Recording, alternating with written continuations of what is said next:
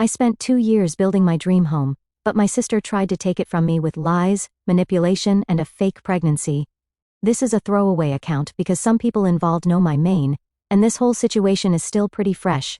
Also, sorry for any formatting issues, I'm on mobile. Man, where do I even start with this disaster? I, 31, male, never thought I'd be sitting here staring at my own house wondering how the hell my own sister almost stole it out from under me. But here we are. I guess I should start with the house. The one I literally built with my own 2 hands, every single nail, every board, every little detail. See, I've been in construction since I was basically a kid. Started at 19 as the guy who just swept up sawdust and carried stuff around, you know, the guy all the real workers yell at to bring them tools. Yeah, that was me, but I busted my a-hole, learned everything I could, worked my way up from being the site cleanup guy to running my own crew. Now, I own my own construction company, not trying to flex or anything, just giving you the background here. Anyway, about 2 years ago, I found this perfect piece of land. When I say perfect, I mean perfect. 5 acres of absolute mess. Like imagine if Mother Nature had a garage sale and just dumped everything in one spot. Everyone said I was crazy to buy it. My realtor actually tried to talk me out of it. Looking back, should have kept that energy when other stuff went down, but we'll get to that. But man, the view, I wish you guys could see it. Our neighbor, Mrs. May, this sweet 70-something lady who's basically become my unofficial grandma, was the only one who got it. She'd bring me these amazing dumplings every weekend while I was clearing the land. "You have vision," she'd say in her broken English, nodding at the mountains. "Others see mess, you see home." I spent every single weekend for months just clearing that land. We're talking sunrise to sunset, covered in dirt, scratches everywhere. Probably lost 10 pounds just from sweating. My crew helped out during their off hours, paid them well, obviously I'm not that kind of boss, but mostly it was just me, my tools, and Mrs. May's dumplings. Started building the actual house about 6 months in. Drew up the plans with my then-wife Kate, 29, female, she's an architect, which is how we met, actually. That's kind of a funny story. Well, it used to be funny, now it just makes me want to punch a wall. Anyway, she designed the house to be exactly what we both wanted. A custom build with a massive kitchen island she had always dreamed of, and a workshop built just for me to tackle projects. Mrs. May would sit in her garden next door, watching the house go up bit by bit. She'd wave every morning when I got there, and every evening when I left. Sometimes she'd bring out her little folding chair and just watch me work, commenting in this mix of English and Mandarin that I started picking up over time. "Strong foundation," she'd say. The house took 2 years to complete. Every spare moment, every extra dollar, everything went into it. I'm talking custom everything. The kind of details you can only get when you were building it yourself and don't have to worry about contractor shortcuts. I still remember how proud I was when we finally finished it. At that point, everything was perfect. The house was done, Kate and I were happy. And my sister Liza, 32, was just my slightly annoying sister who lived in the city and occasionally borrowed money she never paid back. God, I was so naive. Everything changed when my dad died. It was a regular Tuesday, nothing special about it. He was supposed to come check out the house that weekend, had been bugging me about seeing the finished workshop. Instead, I got a call from my mom at 2 a.m. Heart attack. Just like that, gone. You know that feeling when something so huge happens that your brain just refuses to process it? Yeah, that. I remember standing in my fancy new kitchen, still on the phone with Mom, staring at this stupid coffee mug Dad had given me as a housewarming gift. The funeral was, well, it was a funeral. Mom was barely holding it together. My sister Liza was a complete mess. Here's where things started getting weird. Mom started dating again like crazy fast. I'm talking barely 2 months after Dad. This guy Steve shows up at our family house one day, and suddenly he's just there all the time, moving his stuff in, rearranging Dad's garage, acting like he owned the place. Mom said she needed company and we should be understanding. Whatever. But Liza, oh man, Liza took it hard. Started showing up at family dinners absolutely plastered. Her fiancé Mark, actually a decent guy, dodged a bullet to be honest, finally had enough when she threw a wine glass at him during some argument about wedding centerpieces. Left her for his yoga instructor or Pilates teacher or whatever. Honestly, good for him. So, there's Liza, fresh off losing Dad and getting dumped, crying on our front porch at midnight. Kate was all, "We have to help her, and she's family, and it's just temporary." Mrs. May actually pulled me aside when she saw Liza moving boxes in. "Bad energy," she said, shaking her head. "That one brings storm clouds." At first it seemed fine. Kate and Liza got super close, like weirdly close. They'd do these movie nights, go shopping together, all that Hallmark movie sister-in-law love. Liza would cook these elaborate dinners, with my groceries by the way, and tell Kate all these stories about our childhood, mostly made-up stories. But I didn't know that then. Meanwhile, I was working my a-hole off, trying to land this huge contract that would really put my company on the map, coming home late most nights, leaving early in the morning. Kate started making these little comments about how I was never around, and Liza says you were always like this, and maybe you're too focused on work. But then I started noticing weird charges on our shared credit card, spa days, fancy restaurants, fancy shopping sprees, all while Liza was supposedly looking for a job. Kate defended every single charge. She's going through a rough time and it's not that much money. And don't be so controlling. Then the parties started. At first, it was just a couple of Liza's friends stopping by, then a few more, then full-blown ragers that left my house looking like a crime scene. I'd come home to cigarette burns on my deck, empty beer bottles scattered in my workshop, and random people passed out on my couch. And every single time Kate brushed it off, she just needs to let loose for a bit. It's harmless. But it wasn't harmless. The parties weren't just parties, they were part of her plan. The more people she brought in, the more it started to feel like I was the guest in my own home. She started making offhand comments, joking about how this house is too big for just 2 people, or maybe we should all go in on groceries since I basically live here now. At first, I thought it was just her usual entitlement, but then I realized Liza wasn't just crashing at my place, she was establishing herself. She was making it harder for me to kick her out. When I brought it up to Kate, I got the usual excuses: she's just getting back on her feet, she doesn't have anywhere else to go.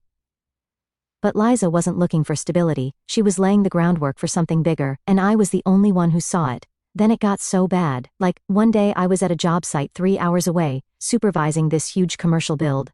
I got a notification from my security camera at like 2 a.m.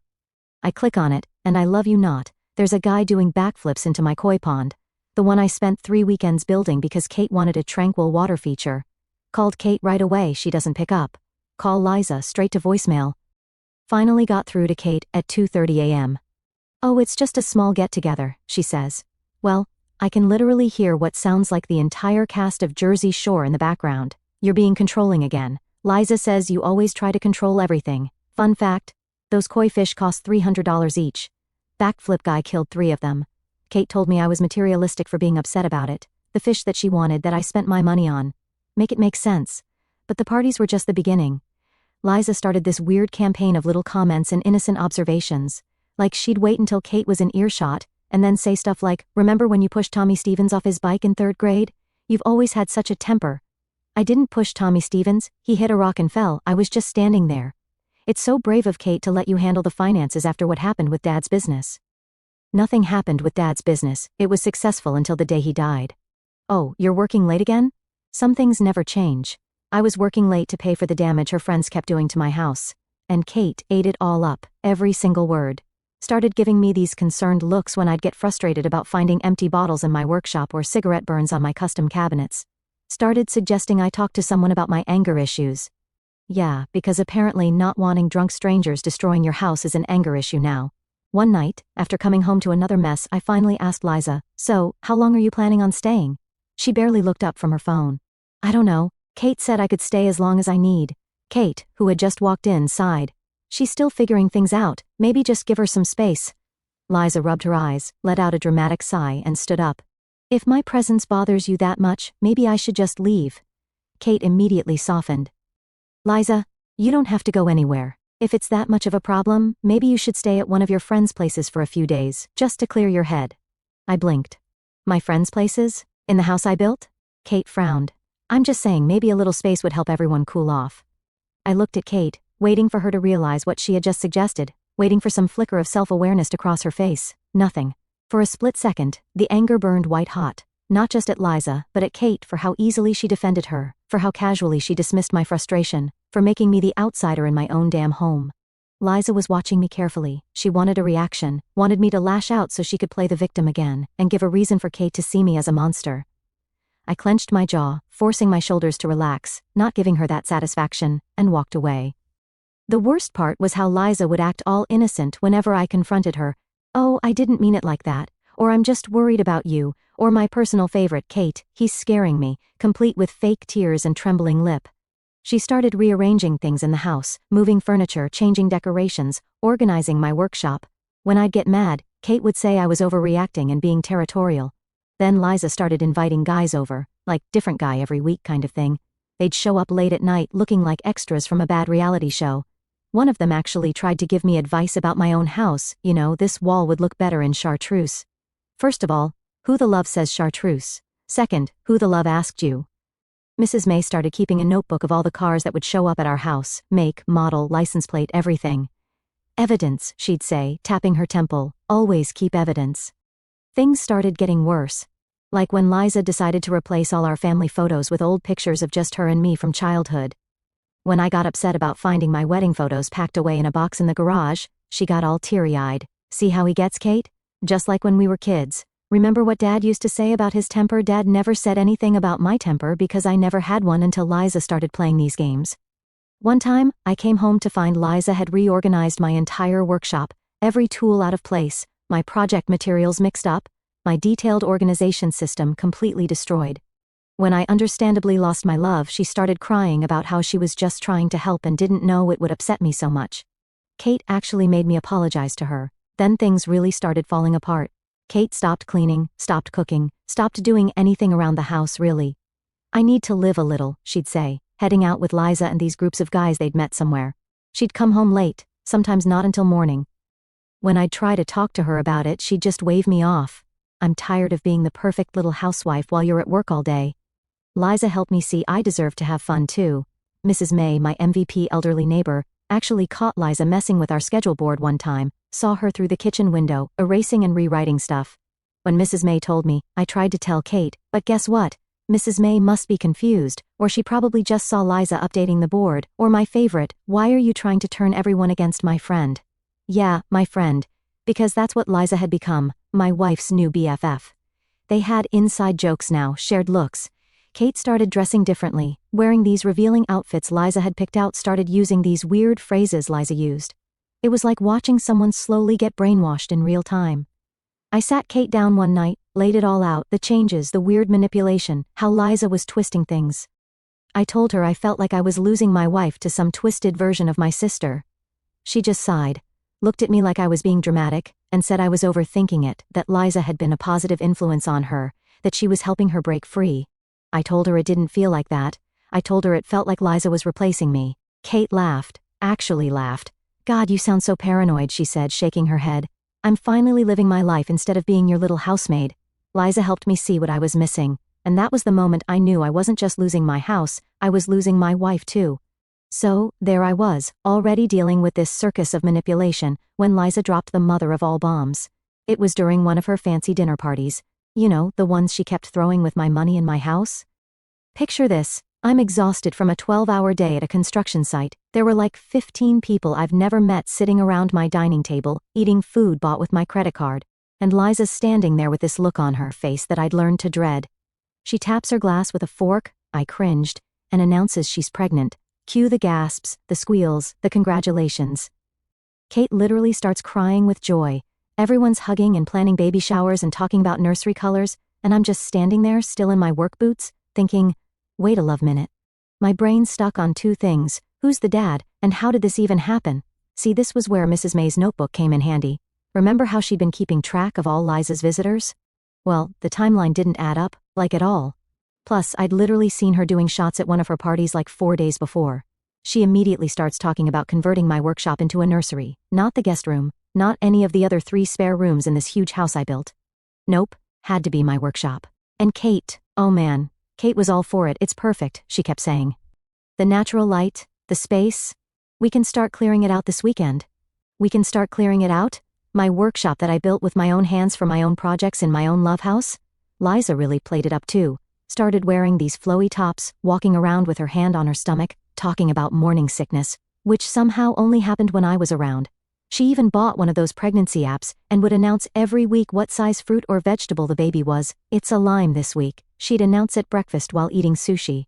She thought I didn't see her order on Uber Eats. The real red flag, she refused to say who the father was, called it her personal journey and said she didn't want to involve him until she was ready. Kate defended this too, it's her choice, she'd say. Stop being so judgmental. Then the demand started. My workshop had to be cleared out immediately because paint fumes are bad for the baby. Never mind that the workshop has its own ventilation system I specifically installed. She needed the master bedroom because the morning sickness meant she had to be close to the ensuite bathroom. Kate and I could move to the guest room because family has to stick together. Mrs. May watched all this going down and just kept shaking her head. One morning she caught me in the driveway and handed me a security camera she'd set up facing our house. "Watch the bathroom window at night," she said. "Snake forgets to fake sick when she thinks no one is watching." Sure enough, this severely morning sick pregnant woman was hosting full-on dance parties in her bathroom at 2 a.m. But when I tried to show Kate the footage, she accused me of stalking and invading Liza's privacy. One time, I caught her drinking wine when Kate wasn't around. Her response: "One glass is fine during pregnancy. Don't be so controlling.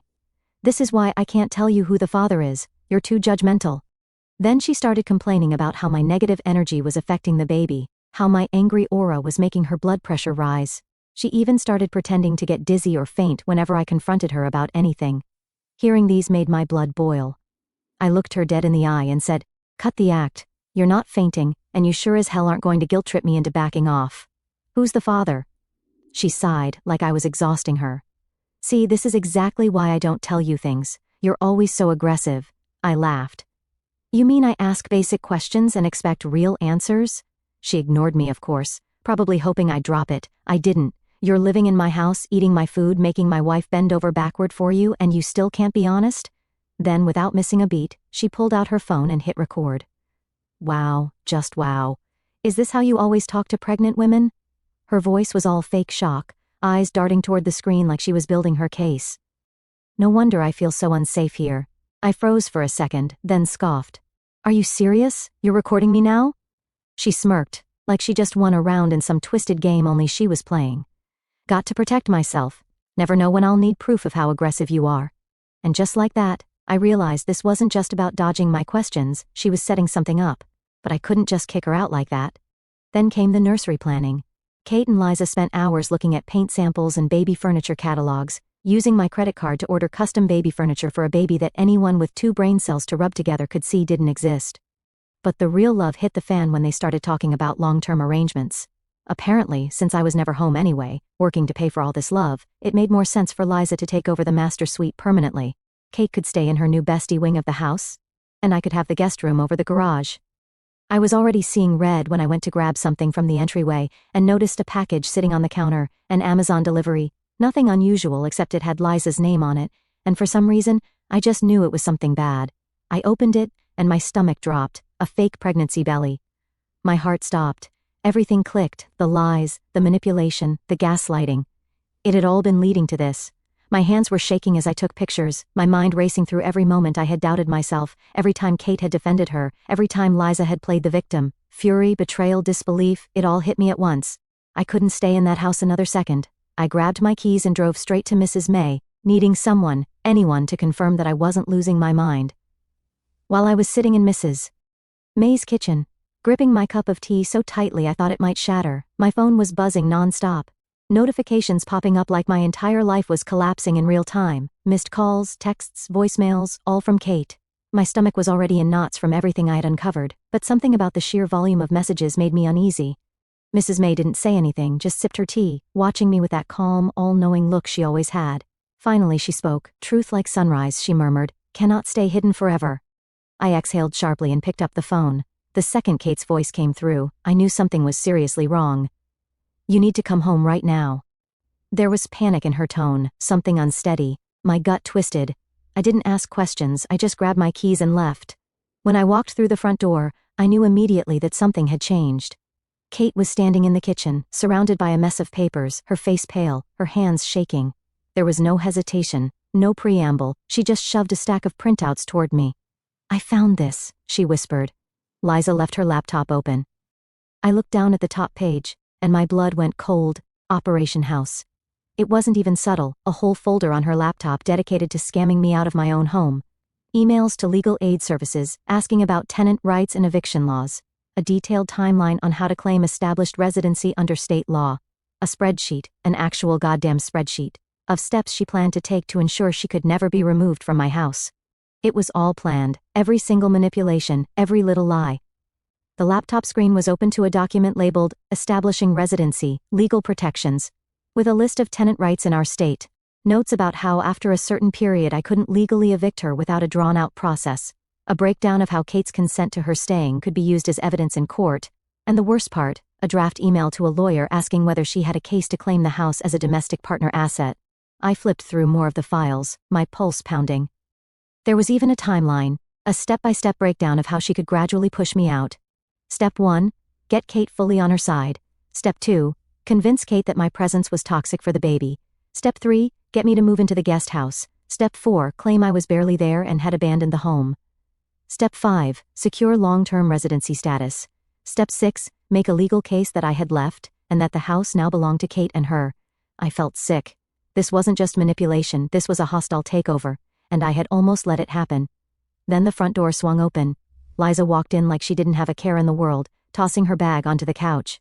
God, doctor's appointments take forever, she groaned, stretching her arms. You'd think they'd be quicker when you're... She stopped mid-sentence, her eyes flicking between me, Kate, and the mountain of evidence spread across the counter. For a split second, I saw it, the moment she realized she was caught. But Liza was nothing if not quick on her feet. Her expression shifted instantly, morphing into wide-eyed confusion. What's with the faces? She asked, forcing a laugh.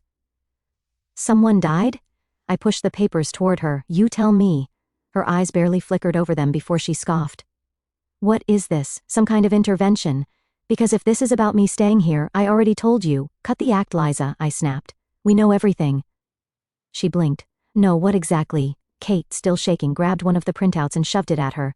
This, Liza, the fake pregnancy, the scam, the fact that you were trying to legally block my husband from his own home. We know everything. She seemed anxious, but she kept up the performance. Oh my God, are you serious? She laughed, but it was hollow, forced. This is insane. Where did you even get this? I told you, Kate said, her voice rising. You left your laptop open. I saw everything. For the first time, Liza faltered. She looked down at the papers again, her breathing unsteady, and then, like clockwork, the tears started. You don't understand, she whispered, her voice breaking. I didn't mean for it to go this far. I was desperate. I clenched my jaw. Desperate? She nodded frantically, her lip trembling. I had nowhere to go. You don't know what it's like, being abandoned, feeling like no one cares about you. You always had everything, and I had nothing. She turned to Kate, her voice cracking. You get it, don't you? You understand why I had to do this? Kate didn't say a word. Liza let out a shaky breath.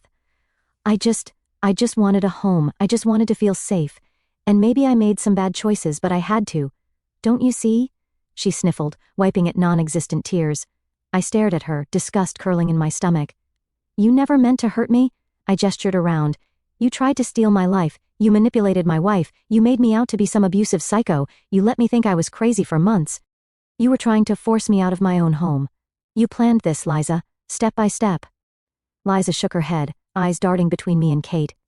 You're twisting everything, she said weakly. You just got caught, I cut in, and now you're scrambling. Her lips parted, but before she could speak, my phone buzzed. A message from my lawyer that I had hired a while back for something completely unrelated. It seems that your sister just filed for an emergency protective order against both of you. Claims you're harassing her and she's afraid for her baby's safety. I slowly looked up. Liza was smirking, and in that moment, I realized she had never planned to win, she just needed to make me lose. But she thought she had played the ultimate move by filing for a protective order, painting herself as the terrified victim of her aggressive brother and his unstable wife. It was a last-ditch effort, one final attempt to flip the script before I could expose her. But she underestimated just how prepared I was to end this. I didn't waste time panicking. I called my lawyer. She said, don't worry, we're about to turn this whole thing on its head. And we did. My lawyer, I'll call her Miss Savage because she earned that title, compiled what she called a reality check package. Every lie, every scam, every fake pregnancy test, every dollar she had stolen. It was all there. The Amazon receipts for her pregnancy props, the security footage of her drinking at parties when she was supposedly on bed rest, Mrs. May's notebook detailing every random guy showing up at my house at odd hours, and the grand finale, Kate's recording of Liza admitting the entire scam, laughing about how she'd milk sympathy for a fake miscarriage and claim residency. By the time we got to the courtroom for the protective order hearing, I wasn't just defending myself. I was making sure Liza was done. She showed up in full pitiful victim mode, fake belly strapped on, tissues in hand, looking fragile and helpless. Her lawyer, who looked way too smug for someone about to get obliterated, started rambling about how Liza feared for her safety, how Kate and I had emotionally terrorized her, how she was under severe stress due to our violent and aggressive behavior. The judge looked mildly sympathetic at first, and then Miss Savage stood up. The first blow, the pregnancy was fake.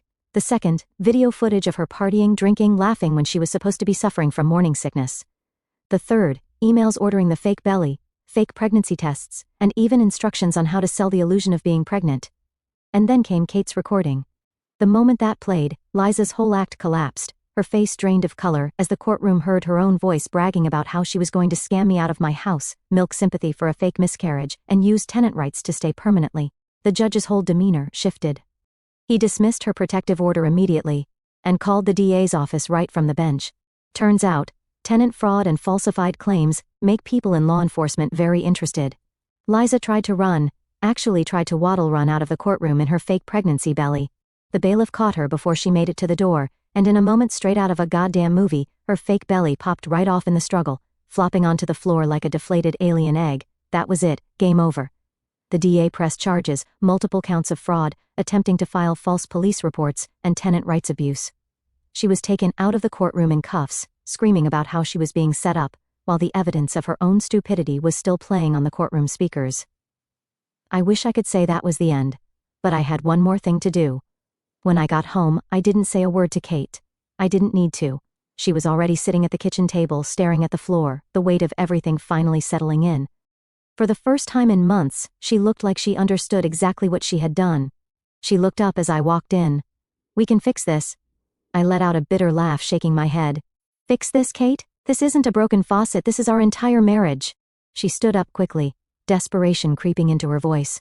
"But we have proof now. We can show everyone what she did." "You think this is about Liza?"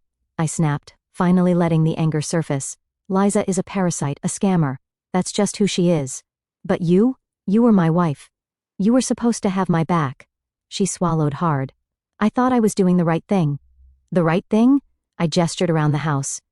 "You let her take over my home. You let her turn you against me. You let me think I was the problem while she was planning to steal everything, and even when the red flags were slapping you in the face, you still defended her." She stepped closer, reaching for my hand, but I pulled away. "Please," she whispered. "I was stupid.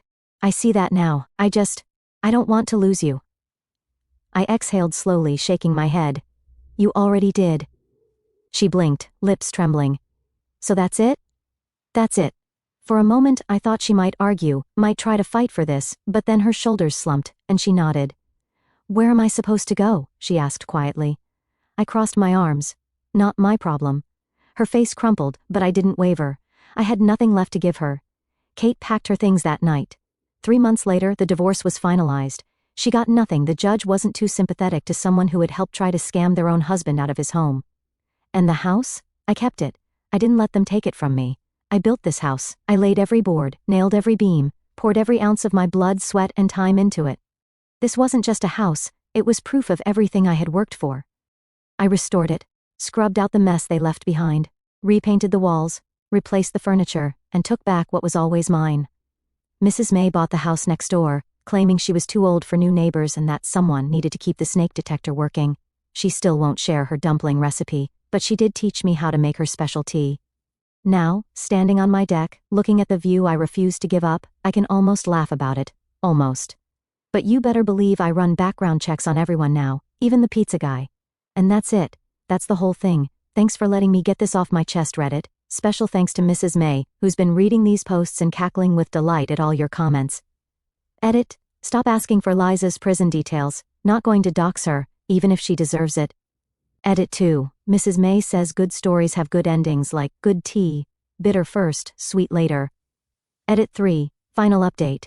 Yes, I'm in therapy. No, I'm not looking to date. Yes, Mrs. May is still making dumplings. No, she still won't share the recipe.